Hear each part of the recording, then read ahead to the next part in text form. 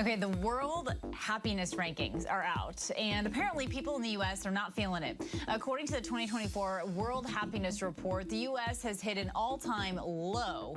It's the first time since the report launched 12 years ago that the U.S. did not rank among the world's 20 happiest countries, 20 happiest countries, if you will.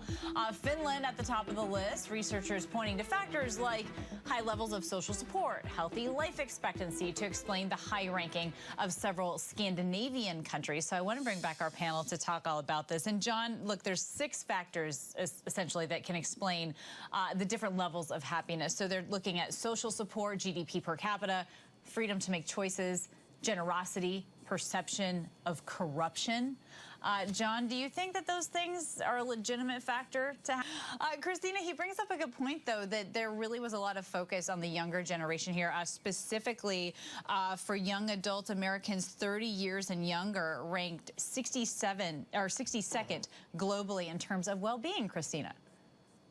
Yeah, I mean, I think that that's what the finding was really shocking, and also I think a call to action. And when you look at the countries that have the highest ranking, it's, you know, they list out, it's having a big social safety net. This is a generation that is least likely to own a house, least likely to have economic security. And so what do we need to do? We need to have basic things like universal health care, a minimum wage that's tied to the cost of living, and of course, paid sick time and vacation leaving, universal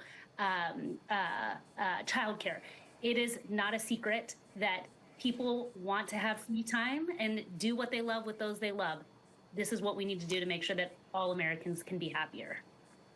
LZ, what's your take? Are you surprised at all by the U.S. falling in the overall ranking?